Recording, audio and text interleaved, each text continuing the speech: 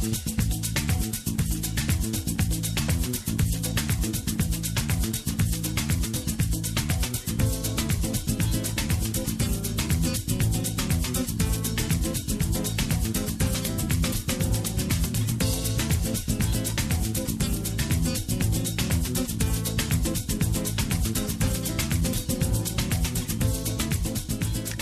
on the show, we have Monica Krachu and Brianna Feliciano. Did I pronounce that correctly? Did I? Okay, good. So welcome to Chatting It Out. Thank you so much for being here. Thank you for having us, Rama. Yeah, it's a pleasure to be here. So Monica is the founder and chair of the Anaya Tipnis Foundation, and Brianna is currently one of their scholars. And we're going to have a little chat with them about their upcoming Ungala annual event and how awesome ATF is. So Monica, I'm going to start with you and ask you, why did you start ATF? So I started ATF, which stands for Anaya Tipnis Foundation, 3 years back with my husband. And we started this in honor of our older daughter, Anaya, who we lost tragically in 2017. And it was really Anaya's desire, her dream, to extend opportunities to every young person like herself, so they could have a chance at their American dream and to get the education that they deserved. So it was really her vision and her dream. And when she passed away, we took that dream and made it our own. And it's really about equity in education. And so that's the background of ATF. And we started this foundation with just a handful of us, just our close friends. And today we have about 70 amazing individuals supporting us. And it's really our shared dream today. Right. And what is the community that you primarily serve through the foundation? So we serve all of Massachusetts. It's areas that we focus on our underserved communities. So it's Greater Boston, it's in Western Mass, and even the Lawrence and Lowell area. So, but it's open to every young person across Massachusetts. Awesome. And Brianna, out of all the programs and scholarships that you considered, why did you choose this particular one? Yeah, so I heard about the Anaya Tipnis Foundation through my AP chemistry teacher during my senior year of high school. And so she really encouraged me to find out more about it. And she said that, or she thought that I'd be a really competitive candidate. So thank you, Ms. Ramos. So then afterwards, I took it upon myself to do some research and see if it'd be a good fit. And just by looking at the website, I found that the foundation did a lot more than simply offer financial support, which really intrigued me and frankly surprised me, because in addition to the general annual award, there's also a multi-prong mentorship component and internship opportunities. The financial scholarship, for example, would help pay for books, a computer, any expenses that aren't covered by a Pell Grant or a tuition waiver. And then, of course, there's the personalized professional mentorship offered. And I have Sonia Mead as my mentor, and she's great. And she offers guidance with any issues that come up relating to financial aid, course selection, work study, resume, or even interviews. She helped me with a mock interview.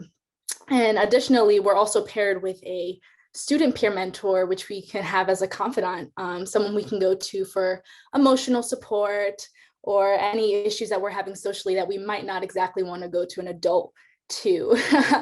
And so what I love about Anaya's Village especially is that they don't ignore financial needs, nor do they ignore the importance of having a mentor.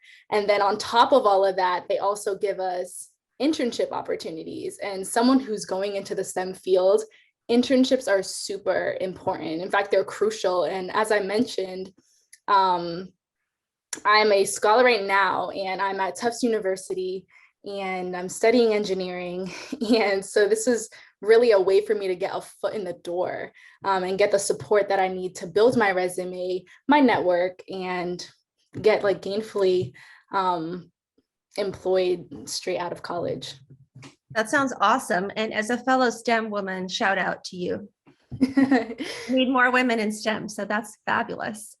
So tell us about the gala. You have an annual fundraising event so that you can continue to get more students and raise money. And so how much of your proceeds go towards your scholars, and what's been happening over last year and this year in terms of having a large gathering due to pandemic concerns? So Rama, I have to be honest, last year and a half has been extremely challenging for all of us.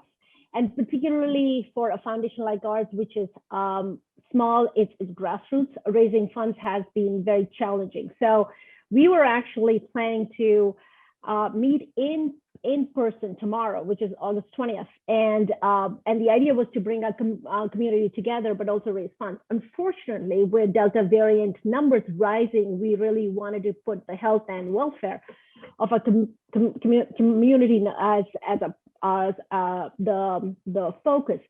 So we moved to an ungala, which is an unconventional way of raising funds. So we really let go of everything extra and really focused on what was primary to us, which is support for our scholars, so fundraise. So it's really a skinny down version of what we were hoping to have for an in-person event. So it will feature Senator Roush as our keynote speaker, and then we'll also hear from one of our scholars. And then we'll wrap it up with an online auction, a silent auction, and just, but people are free to donate outside of that auction as well, of course.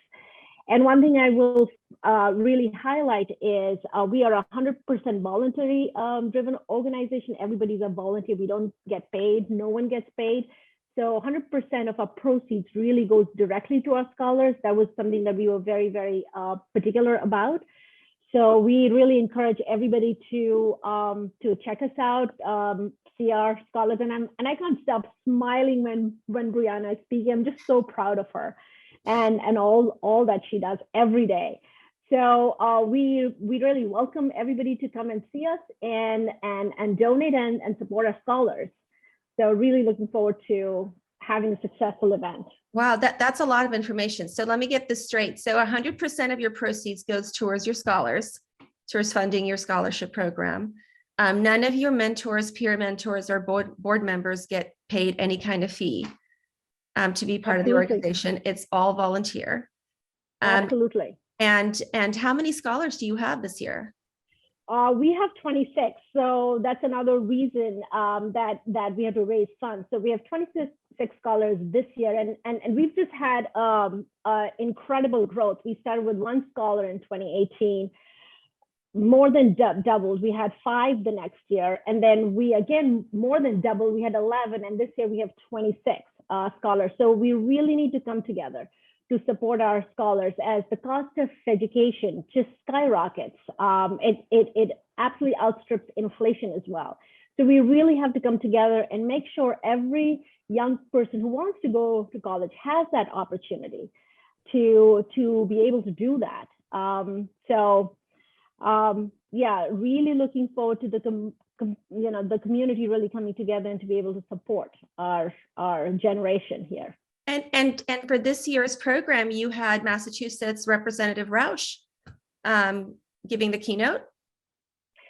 We do, and we couldn't have asked for a better candidate. Senator Roush is just amazing, and her focus on the youth is incredible. So that's amazing that she's very connected to local community and all the different groups and programs in the state. So that's pretty impressive. Yeah, that's exciting. So is there a video or a link or something that people are going to watch? Yes, there is a short video that we will put on our website, and then as part of what our gala is, we will be sending out an email with links to our video as well, so folks can access it through multiple ways.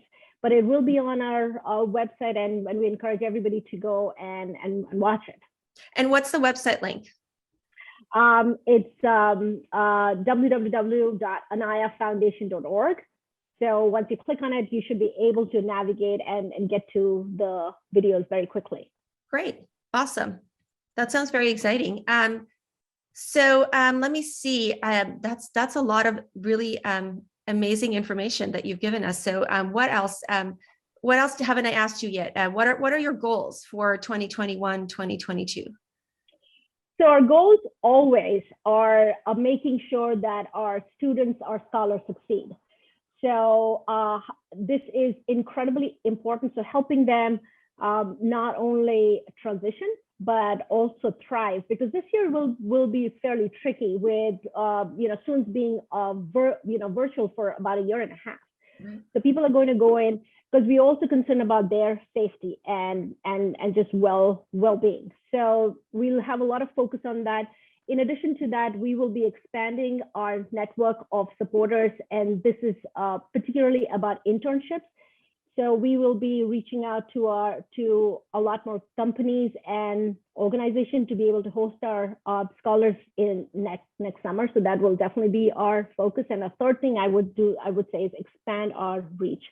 We'll be going into many more communities that are hurting, especially after COVID, to again give more and more young students that opportunity to go to college and get an education that they deserve here. Right. Awesome. And Brianna, how has it been for you? What were some of the challenges when you were thinking about going to college and you were looking at options? What are some of the things that you were facing? I think one of the biggest challenges I faced was during the application process, where I was really deciding, one, what schools am I going to apply to, considering the kind of financial packages that are offered, and two, whether or not I wanted to make the binding decision to apply early decision. And I ended up applying early decision to Tufts University, which is a blessing that I was able to do that. And I had confidence in doing that. But I think I was extremely fearful at first, because I didn't want it to affect my family's financial situation, especially if what they offered me wasn't sufficient. But thankfully, the Anaya Tipnis Foundation, especially after I found out about it, it relieved some of that stress, and I was able to feel less guilty for applying early decision to Tufts, especially because it's not necessarily the one who offered me the most money. Right. Awesome. Yeah. And how has the pandemic year been for you? Have you had enough support? And, what do you think it's like for students who aren't part of ATF as compared to yourself in terms of going through the pandemic and being in college? Right. With Sonia and with my peer mentor, I feel like I was able to do a lot better than many who were struggling emotionally or with things that you'd have easier access to, like resume help, in mock interviews, excuse me. So for example, Sonia really helped me elevate my resume, and we did a lot of back and forth with Monica as well, going through what my resume could look like and what it could mean for me to add certain things, take out certain things, add a new bio. I created and built a whole LinkedIn page that Sonia helped me make. So I was learning a lot to help me through the school year while also getting the academic support that I needed. Sonia helped me figure out who to call and who to talk to when I was dealing with test anxiety, especially with just less resources, not necessarily being offered, but less access because there's so many people in need. So she really helped me gain some confidence and elevate my advocacy for myself during this school year. Nice. And it seems like Monica is everywhere. Yeah, she is. With all the scholars. Yeah, and in addition, sorry, excuse me. Yeah, I just feel like she would check in on me every other week, texting me. She sent me a happy birthday gift. It was wonderful to have Monica, in addition to Sonia, in addition to my peer mentor. It's just really a family here at Anaya Tipnis Foundation. Right. That's amazing. I think Monica personally knows every one of the scholars in the program. So that's pretty unique. I think for us, it's really important that we know the person and the families and just what the struggles are, because it's so difficult for people to reach out and ask for help. because nobody wants to impose. So it's really important for us to have that high human touch point because that's what a family is about. We've got their back, and that's very important to us. Right. And what are the current graduation rates for students from underserved communities? It's actually really dismal. The graduation rates are at about 16%. For undergraduate. For an undergraduate degree. Yeah. And it's really measured over 6 years, not even 4. And it's not, as though not enough has, there are not too many organizations working on solving this problem. But when we looked at it, we found that the missing gap was that nobody was doing a holistic approach, which is what a student needs, which is what my younger daughter has. She has access to money. She has access to, or resources. We like to tell her she doesn't have access to everything, but she has access to a ways of our own network to give her the internship that she wants. She has access to me, my husband, and our entire, friends to kind of lean on for guidance, not only about school, but also what she'd like to do. So every, kid really needs all of that. You can't expect them to just get a check and then say, okay, you should be able to succeed. That doesn't happen with our own kids. So why would we expect somebody who doesn't have access to kind of just succeed? So it's very important that we provide that holistic solution to that. And I think that, we don't have, our first cohort will graduate in about 2 years, but so far our success rate so far, every student of ours is progressing well. We haven't had anybody drop out from the foundation, and we're really proud of that. But above all, it's about having that holistic approach to solving this problem that I think we've come so far. Awesome. Well, thank you so much for being with us today. This was such an excellent interview with both of you. So the foundation gala's website will be up posted, and people can donate anytime. It doesn't just have to be within a specific time period. Right? Absolutely. Great. And thank you for having us, Rama. It was great chatting with you, and good to see you again, Brianna. Nice to see you, Monica. You're so welcome. And Brianna, good luck. And I'll have to also be one of the people checking in on you to see how you do. So there's too many people in your life now. Awesome.